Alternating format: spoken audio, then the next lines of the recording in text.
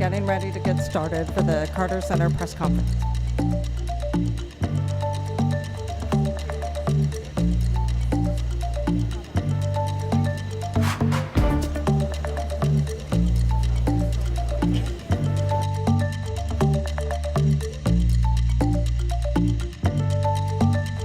Thank you all so much for being here.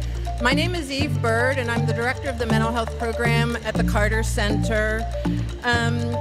The unanimous passage of 2022 Georgia Mental Health Parity Act was a significant step for the mental health and a show of our legislators' dedication to improving the availability of mental health and substance use disorders treatment for all individuals and their families across Georgia.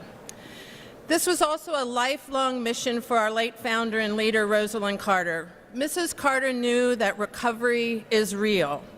With the right services and supports, all people, families, and their caregivers recover from what can be a devastating illness.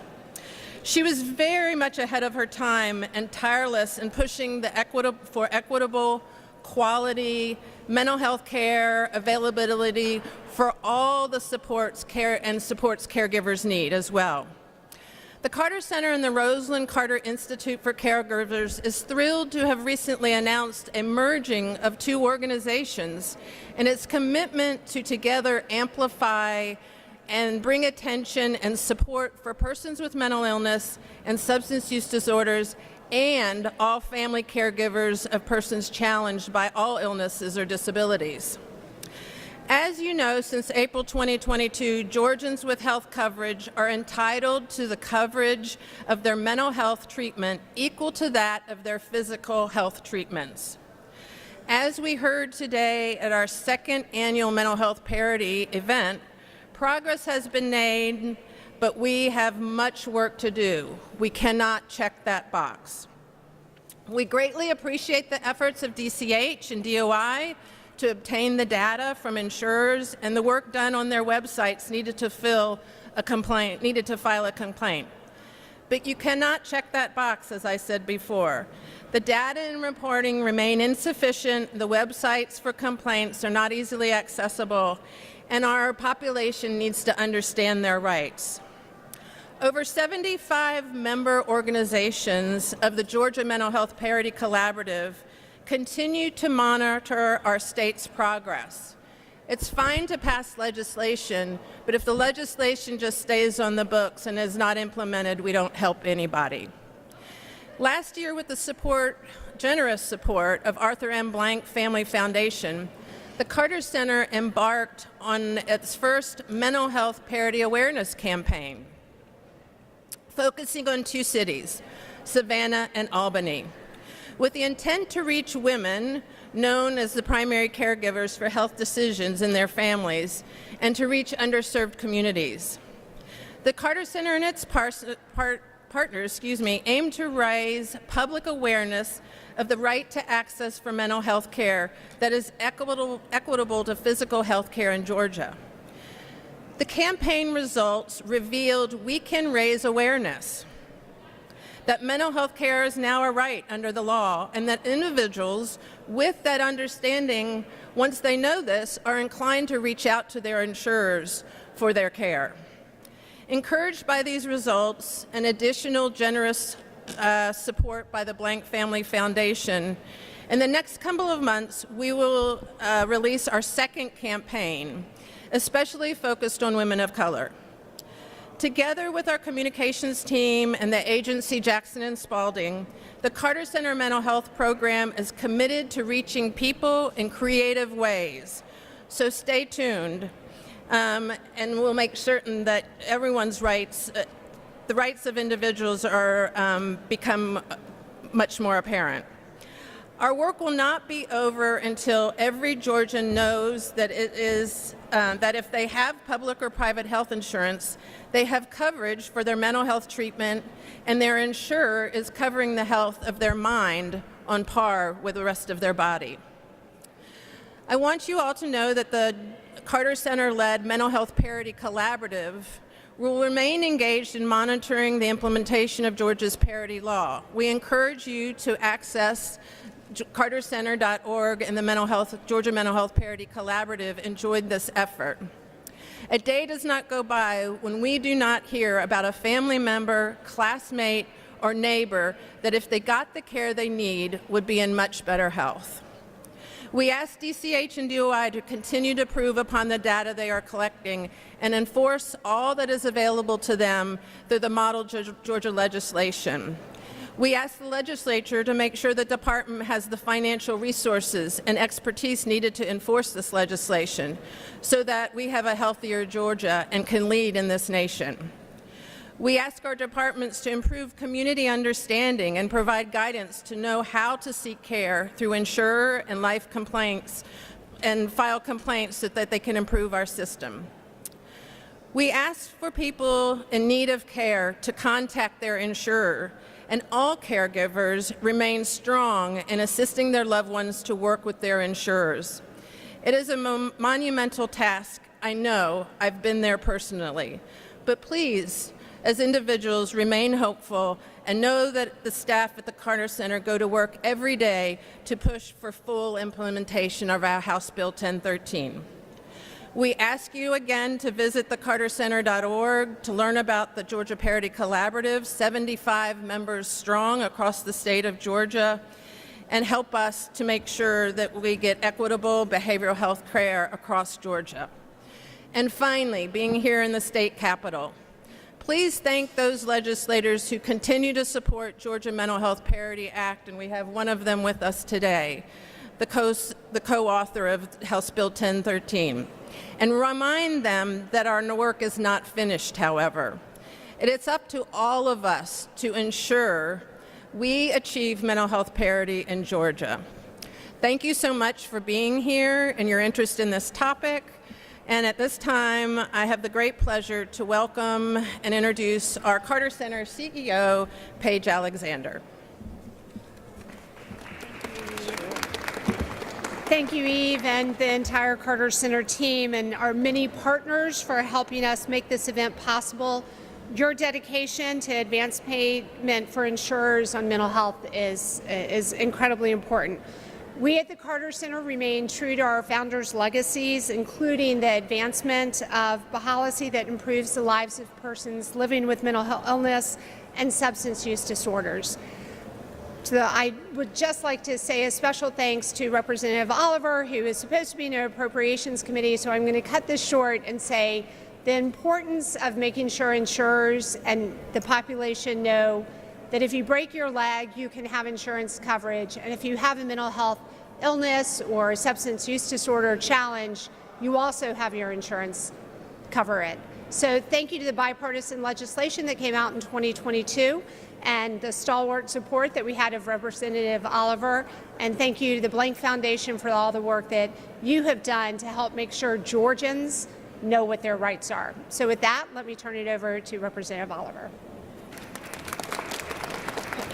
Thank you, Paige. Thank you, Carter Center, for decades of work for mental health reform. Rosalind Carter was such a champion and did so much for all of us on this issue. She emphasized every day the issue of stigma, which remains with us today as a barrier to the full reform efforts that we all want to achieve. I want to talk about parity and parity enforcement, as I thank the Blank Foundation for helping us move forward to alert people that they have rights under 1013, and specifically they have rights for parity enforcement that's been created by Congress beginning in 2008. 2010, 2016, 2021, and the Biden administration regulations to enforce the parity provisions that were passed in 2020 at the end of the first Trump administration. Following that enactment in 2020, David Ralston led the mental health reform effort, and his focus from the beginning until the last day of negotiations in relations to 1013 was focused on parity. If we do not have equal treatment of people who suffer from severe mental illness as those who suffer from cancer or diabetes, then we're failing our public, we're failing our constituents. 1013 was an enormous step forward in many ways, but it has not created the change that we must address today.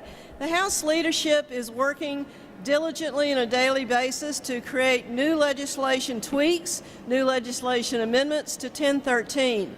We know from looking at the national literature that is evaluating parity across the 50 states that issues of prior authorization, issues of failure to address autism, issues of limitations on residential treatment for substance abuse and severe mental illness are consistent issues where parity violations are determined to be at play. I am committed in this legislative session in a bipartisan way to passage of additional protections to enforce the parity provisions that are set forth since 2008 in federal law and significantly enhanced in 1013. Speaker Ralston and Speaker Burns have met with us and other commissioners, the Commissioner of Community Health and the Commissioner of Insurance, regularly to look at the way our 1013 enforcement of parity is being carried out. And I don't think any of us are satisfied. And I think that there are opportunities that we can improve the legislation enforcement tools, that we can move forward to assure that 1 in 5 families in Georgia suffer from severe mental illness or substance abuse issues, and they need our help. We must do a better job. I'm committed to working on these parity issues this session, and I appreciate all of you being here today and the constant support of the Carter Center. Thank you very much.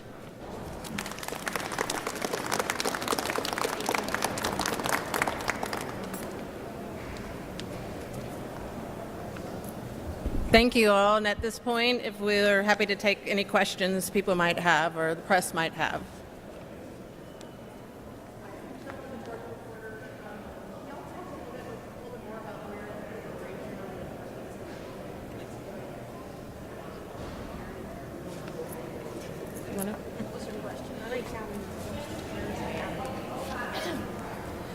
I think our complaint portal process is not working as we want it to.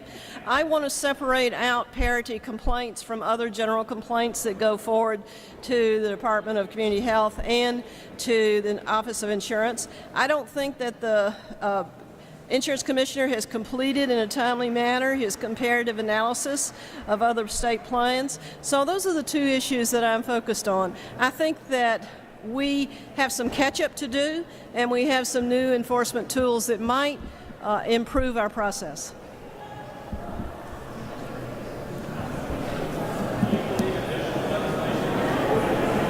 I think additional legislation is needed. It's certainly going to be discussed this session. I have drafts of things that we're talking about. You could make an argument, a fair argument, that, and you could ask the Insurance Commissioner himself, does he think legislation is necessary? I think that there are things we can do that can enhance and further specify the obligations for the complaint portal efficiency and for prior authorization obstacles.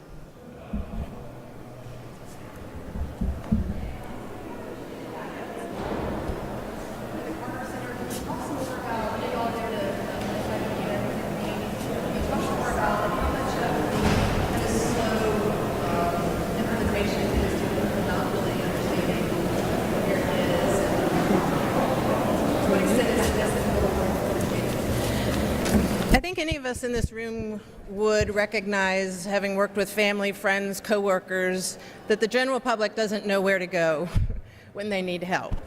So the first step is letting people know of their current rights. And we found in a campaign, our first campaign in Albany and Savannah, that we could raise the public's understanding, particularly of the decision makers in the family, that if they have private or public insurance, they should be contacting them and asking for that help. We also showed in that campaign when we raised their awareness that insurance should pay, they were more inclined to ask for help and to know how to go about getting their help as well. We purposely did not send people to the Department of Insurance and Department of Community Health complaint portals. We do, as Mary Margaret Oliver said, we need to improve those sites so they're more user-friendly, but we really want people to seek the care, and they need to contact their insurers about that. And then it's really a all-group effort. The public needs to understand what their rights are and ask for the assistance and help through their insurers. We need our state government offices to do what's legislated. We need our businesses to also make sure that their insurance vendors are complying with the law as well.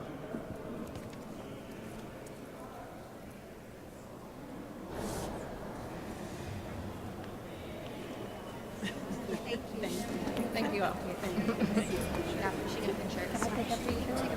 Mary Margaret was like,